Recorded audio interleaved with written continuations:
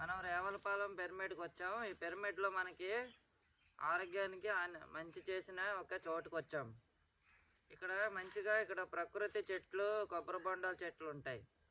కొన్ని GK sir గారు ఇక్కడికి ఇక్కడ జీకే సార్ దగ్గర రోజు ధ్యానం చేయండి. రోజు ఇక్కడ పడుకోండి. రోజు 1 నిమిషం ధ్యానం చేసేటప్పుడు మనం ఆలోచనలు పెంచుకోకూడదు.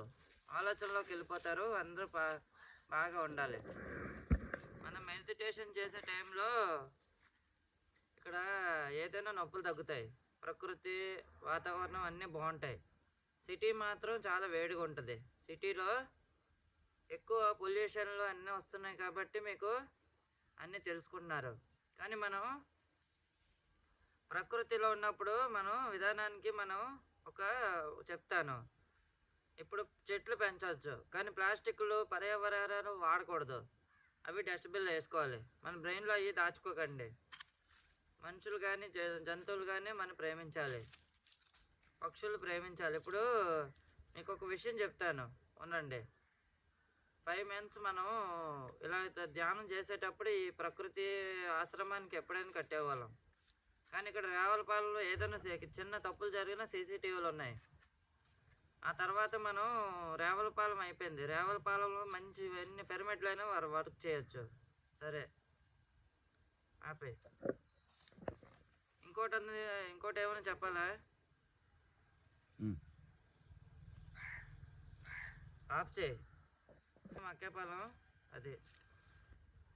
ఇక్కడ ప్రకృతి వాతావరణం అంత సిచ్యువేషన్ అంతా తగ్గుతుంది. మీ పరిస్థితులు అన్నీ తగ్గుతాయి. ఇక్కడ ఇబ్బందులన్నీ తగ్గుతాయి. తగ్గించేలా చూడండి. ఇక్కడ చెట్లు ఉంటాయి, మొక్కలు ఉంటాయి, పక్షులు ఉంటాయి. నాన్ వెజ్ తింటే మనకి నష్టం ఏంటంటో తెలుసా?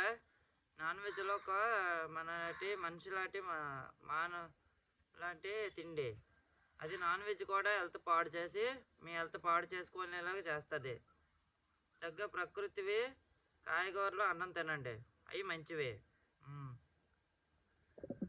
బీపీలు షుగర్లు ఎందుకు వస్తాయంటే మనం పంచదార తింటాం కదా, దాంట్లో దుమ్ముడు పొడి ఉంటుంది. మీరు షుగర్లు అంటున్నారు కదా, పంచదార ఏదో, అందులో షుగర్లో దుమ్ముల పొడి కలుపుతారు. అదొక నాన్ వెజ్ పొడి.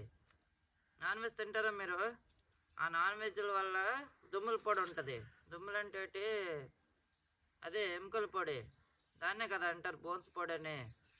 దాన్ని మాత్రం మీరు తినకండి. పంచదారలో మనకి కలిపేస్తున్నారు. పంచదార వద్దు. 2 ఉంటాయి. ఒకటి వైట్ బెల్లం, ఒకటి ఎల్లో బెల్లం వాడండి. అంతా మంచిది, హానికరం రాదు. అర్థమైందా?